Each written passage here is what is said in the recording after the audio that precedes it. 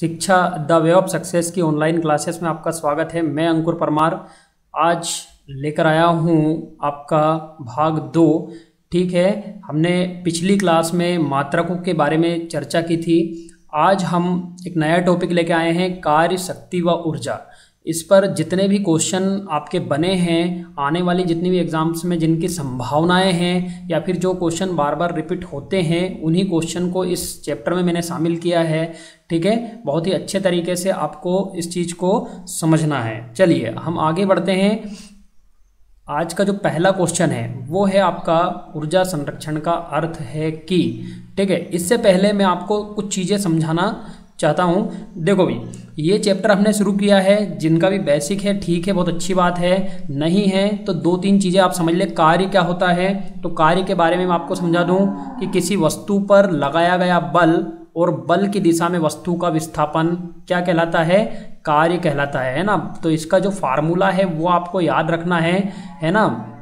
क्या होता है, कार्य बराबर बल इंटू विस्थापन। ठीक है, या फिर मैं क्या बोल दूंगा, W is equal to F into S. ठीक, F इंटू एस, ये आप फॉर्मूला ध्यान रखें। अब शक्ति की बात आती है। अब तो शक्ति क्या होती है, कार्य करने की दर। कार्य करने की दर को हम क्या कहते हैं, शक्ति कहते हैं। इसे हम P से प्रदर्शित करते हैं। तो इसका जो फार्मूला आप याद रखेंगे वो क्या याद रखेंगे, P बराबर W बटे T, है ना। ये आपका शक्ति का फार्मूला हो जाता है। ठीक है, यहाँ पर W क्या है आपका, कार्य, और T क्या है आपका, समय। ठीक है, इसके बाद में आती है बात ऊर्जा की, है ना। जो एनर्जी होती है वो क्या होती है, तो वो क्या होती है, कार्य करने की जो क्षमता होती है उसे हम ऊर्जा कहते हैं। ये 2 प्रकार की होती है। एक तो होती है गतिज ऊर्जा। गतिज ऊर्जा को हम E से प्रदर्शित करते हैं, काइनेटिक एनर्जी बोलते हैं इसको।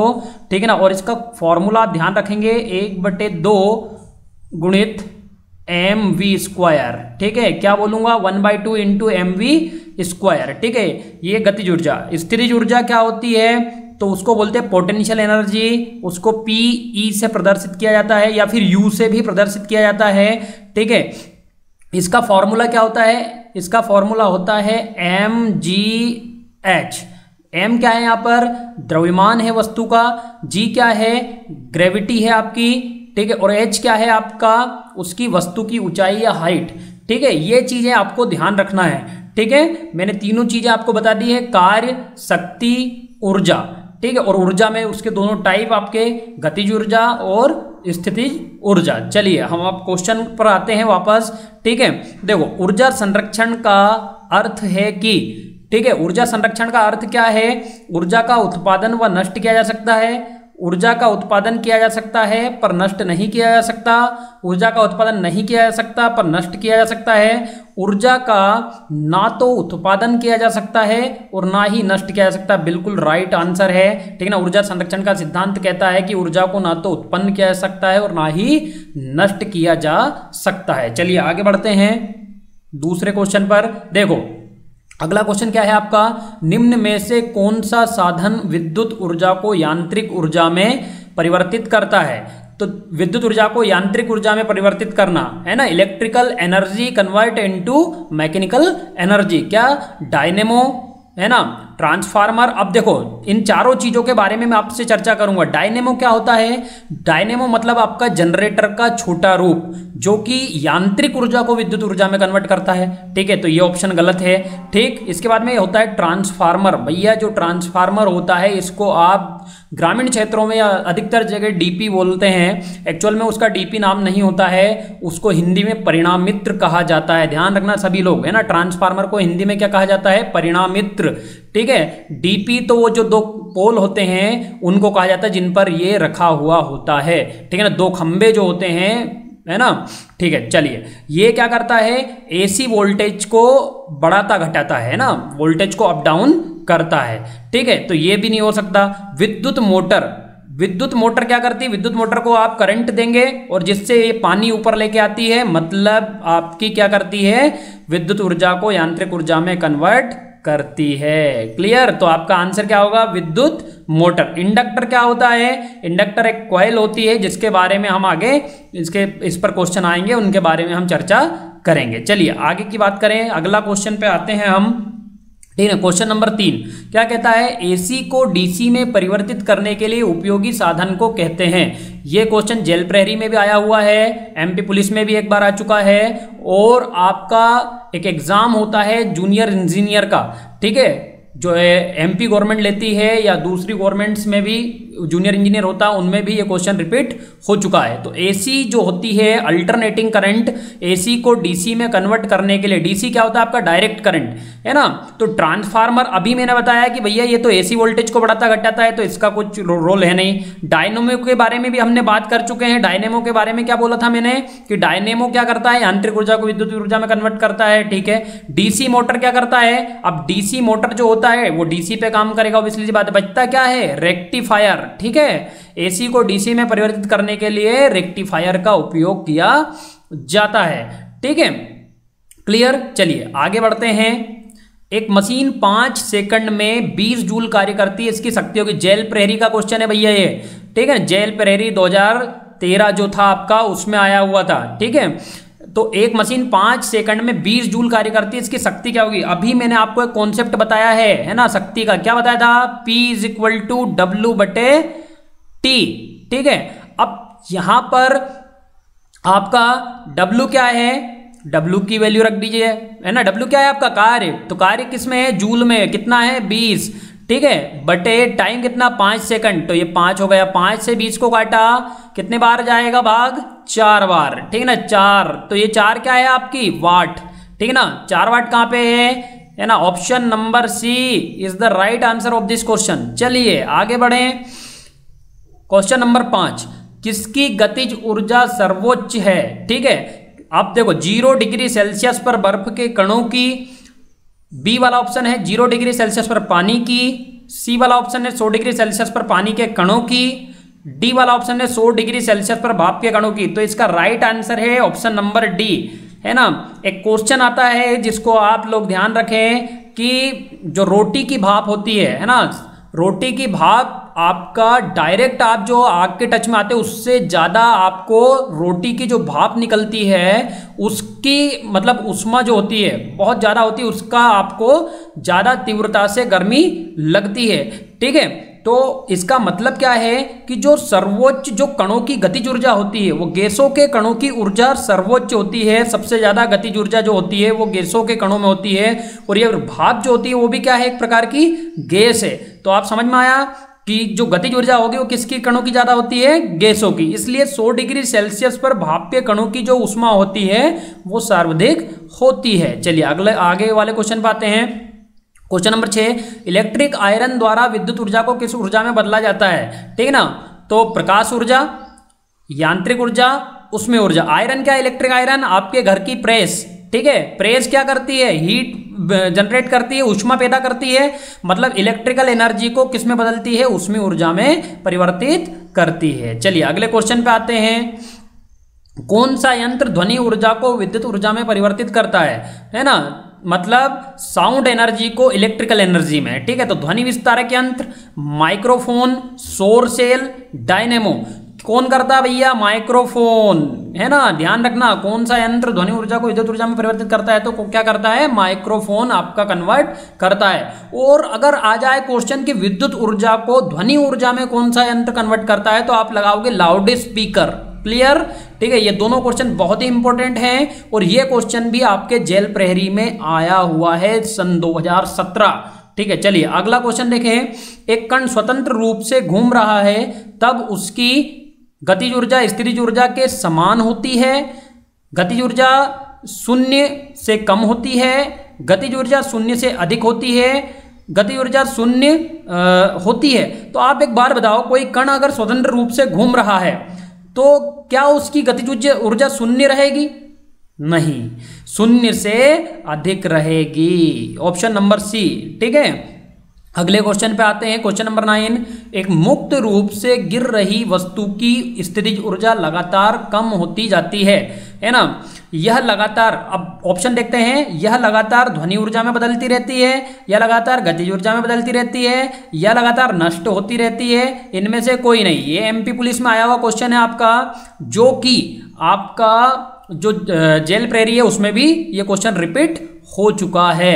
ठीक है, तो भैया कोई वस्तु अगर मुक्त रूप से गिर रही है तो ऑब्वियसली सी बात है कि उसकी गति जैसे जैसे अगर पृथ्वी की ओर आ रही है तो उसकी गति बढ़ती जाएगी, मतलब वो गतिज ऊर्जा में बदलती रहती है। ठीक है, यह लगातार गतिज ऊर्जा में बदलती रहती है। ठीक है, ऑप्शन नंबर बी।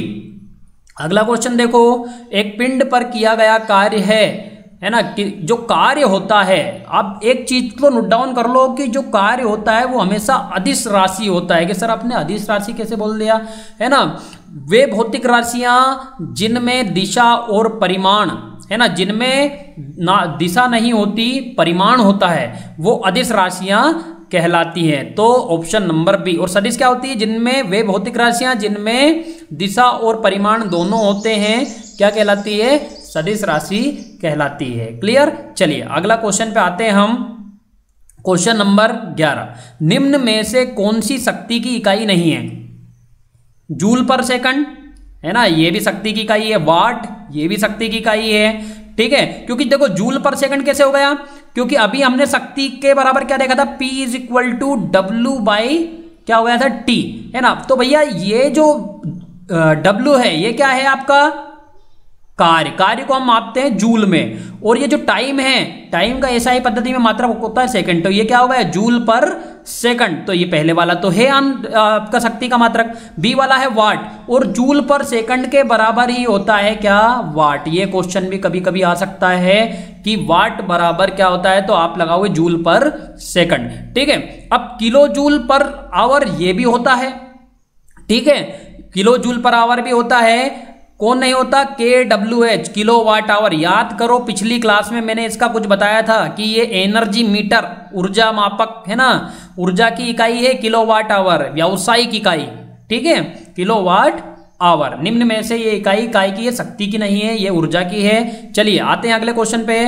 प्रकाश विद्युत सेल में कौन सा पदार्थ काम में लिया जाता है? प्रकाश विद्युत सेल को क्या कहते हैं हम इंग्लिश में, फोटो इलेक्ट्रिक सेल। ठीक है, फोटो इलेक्ट्रिक सेल सौर ऊर्जा के बेस पर वर्क करता है। सौर ऊर्जा को वो इलेक्ट्रिकल एनर्जी में कन्वर्ट करता है ना, विद्युत ऊर्जा में कन्वर्ट करता है।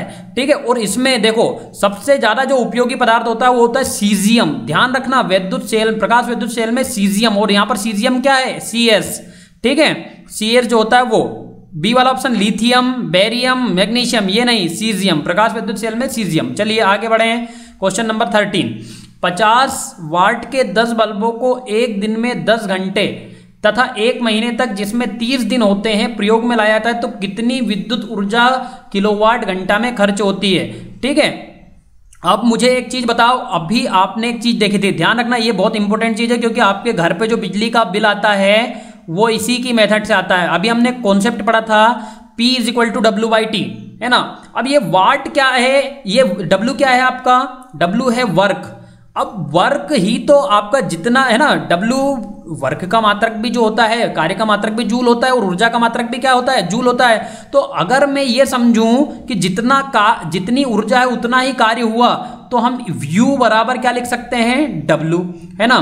मतलब आप क्या कह सकते हैं, ऊर्जा के बराबर क्या हो सकता है, वर्क, है ना, एनर्जी। इसको U की जगह पर अपन ने पोटेंशियल एनर्जी का साइन बना दिया, E कर लेना, है ना, एनर्जी।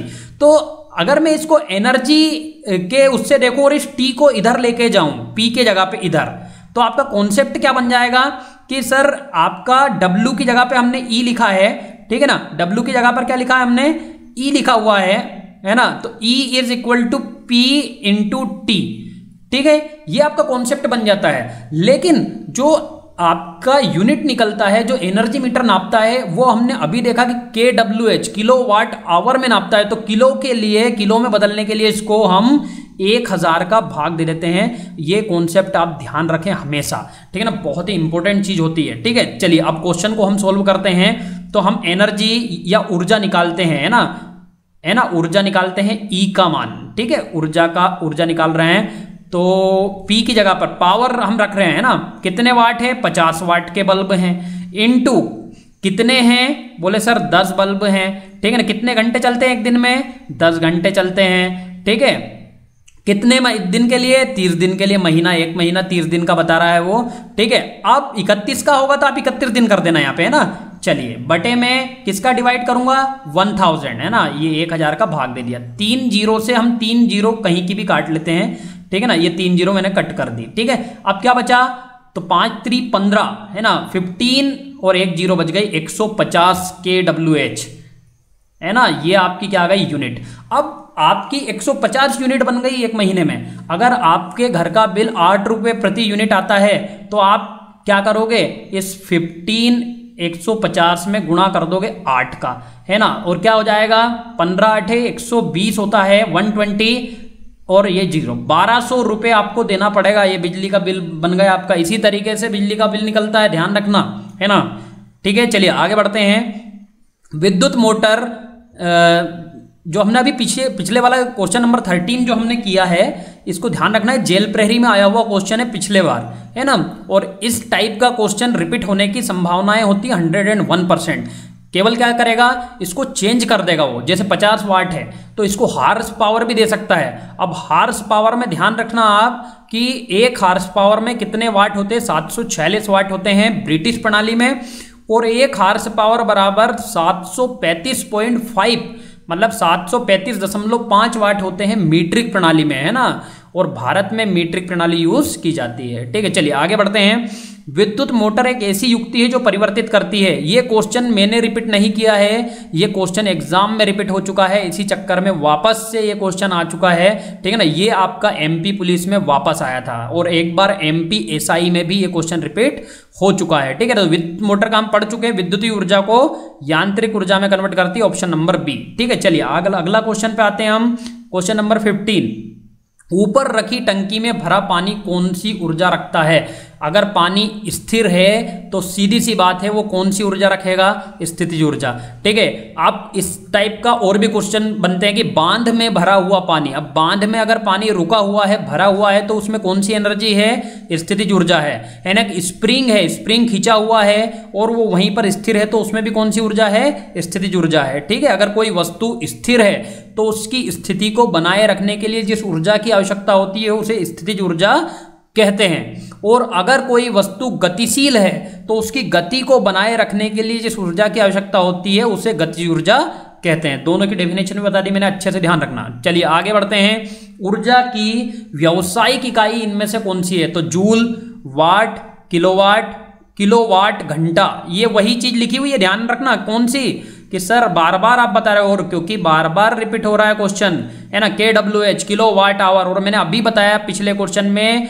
पिछले से पिछले क्वेश्चन में कि भैया जो आपका घर का बिल होता है वो इसी से निकलता है। तो व्यावसायिक हुआ, तो व्यावसायिक इकाई कौन सी हुई, किलोवाट आवर। ऊर्जा की व्यावसायिक इकाई होती है KWH, एनर्जी मीटर घर का, ध्यान रखना, ठीक है। चलिए आगे बढ़ते हैं, क्वेश्चन नंबर 17 पे आते हैं। एक कुली 5 किलोग्राम का बैग अपने सिर पर लेकर रेलवे प्लेटफॉर्म पर खड़ा है, उसके द्वारा किया गया कार्य होगा। अब भैया जब कूली खड़ा है तो उसका विस्थापन कुछ हुआ ही नहीं, तो कार्य क्या होगा, उसका कार्य होगा 0, क्योंकि कार्य बराबर होता है बल इंटू विस्थापन, और बंदा खड़ा हुआ है, ये जो विस्थापन हुआ ये तो उसका क्या है 0, तो कार्य भी क्या हो जाएगा 0। आ गई बात समझ में। चलिए अगले क्वेश्चन पे बढ़ते हैं। 1 किलोग्राम द्रव्यमान की गतिज ऊर्जा 1 जूल होगी जब इसकी चाल है। अब हमें क्या करना है भैया, गतिज ऊर्जा निकालनी है ना, उसकी चाल निकालनी है, ठीक है। तो गतिज ऊर्जा का कॉन्सेप्ट मैंने क्या बताया था, मैंने बताया था कि kinetic energy is equal to क्या होता है, 1/2 इंटू mv²। तो ये v का मान हमें निकालना है, ठीक है। काइनेटिक ऊर्जा कितनी दी है उसने, 1 जूल, तो मैंने 1 रख दिया, है ना। यहां पर हो गया 1/2, है ना। यहां पर m कितना है, बोले सर 1 है, ये भी 1 किलोग्राम की वस्तु है ना। और ये v का स्क्वायर जो है ना, v का स्क्वायर जो है यही आपको निकालना है, ठीक है। तो यहां से मैंने 2 को उधर लेके गया, तो यहां पर क्या हो जाएगा, v² इज इक्वल टू क्या हो जाएगा 2, ठीक है। ये रूट चढ़ जाएगा इस पे, √2 हो जाएगा, ठीक है। यहां से स्क्वायर हटाऊंगा v से, तो ये √2 हो जाएगा। और √2 की जो वैल्यू होती है वो होती है लगभग 1.4, ठीक है ना। √2 की वैल्यू होती है 1.4, तो इसमें 1.4 कहां है, option number C is the right answer of this question, ठीक है। चलिए आगे बढ़ते हैं। ये क्वेश्चन जो है आपका, ये भी जेल प्रहरी 2017 का क्वेश्चन है, ठीक है। चलिए आगे बढ़ते हैं। क्वेश्चन नंबर 19, दो एक समान वेग से गति कर रही समान द्रव्यमान की वस्तुओं की गतिज ऊर्जा का अनुपात क्या होगा जबकि उनकी वेग v एवं 2v है। v और 2v से क्या समझ रहे हो आप कि एक का वेग दूसरे के वेग से आधा है, या फिर मैं ये बोल दूं कि दूसरे का वेग पहले के वेग से दुगना है। ठीक है, तो हमें अभी अभी हमने क्वेश्चन किया है ना, एक क्वेश्चन हमने किया है 1/2 mv², है ना, ये अपना कॉन्सेप्ट था, है ना। अब ये मान लो ये पहला v है तो इसके लिए मैंने ये वाला कॉन्सेप्ट लगा दिया, है ना, और दूसरे की जो है वो कितनी है 1/2 इंटू m, और इसको मैं लिख दूं 2v², है ना, ये हो जाएगा आपका कॉन्सेप्ट। ठीक है, चलिए अब हम क्या करें, इस 1/2 m से 1/2 m आपने कैंसिल कर दिया। ठीक है, ये आपका v² हो गया, ये क्या हो गया आपका 4v²। ठीक है ना, 4v² हो जाएगा। तो यहां से हम क्या करें, v² से v² को कैंसिल कर सकते हैं, यहां पे क्या बच जाएगा 1 = 4। तो क्या आ जाएगा आपका, मुझे ये बताइए, मतलब ये आपका रहेगा 1/4। ठीक है, 1/4 आपका आ जाएगा। इसको आप क्या कर सकते थे, चेंज भी कर सकते थे, इस v को इधर लेके आ जाते और ये 1 को इधर लेके जाते तो भी ये हो जाता है। ठीक है ना, ऑप्शन नंबर डी इसका आंसर है। चलिए आगे बढ़ते हैं। ठीक है, क्वेश्चन नंबर 20, है ना, तरंगे कंपन गति द्वारा x को, x है जो भी है, ठीक है ना, x को एक स्थान से दूसरे स्थान पर स्थानांतरण करती है। x हो सकता है, अब x क्या हो सकता है, ठीक है, तो हमेशा ध्यान रखना कि जो तरंगे होती है, देखो अभी है ना, अभी बाढ़ के हालात बने हुए थे, ठीक है, उनसे पहले भी जो समुद्र होते हैं, समुद्र में भी तरंगे उठती हैं। ठीक है, जो बड़े बड़े तालाब होते हैं उनमें भी तरंगे उठती हैं। ठीक है, मतलब जो तरंगे होती है वो हमेशा अपने साथ ऊर्जा को लेकर जाती हैं। ध्यान रखना, तरंगे जो भी होती हैं, है ना, जो तरंगे होती हैं वो अपने साथ हमेशा किसको लेके जाती है, एनर्जी को। ठीक है, तो द्रव्यमान, वेग, ऊर्जा। ठीक है, ऑप्शन नंबर कौन सा हो गया, सी। ठीक है, क्लियर। मैं उम्मीद करता हूं कि आप लोगों को बहुत अच्छे से समझ में आया होगा। इसी के आगे हम नेक्स्ट जो हमारी क्लास रहेगी, और भी जितने भी क्वेश्चन आपके आए हुए हैं सारे क्वेश्चन करने का प्रयास करेंगे। ठीक है, क्लियर। जय हिंद, जय भारत।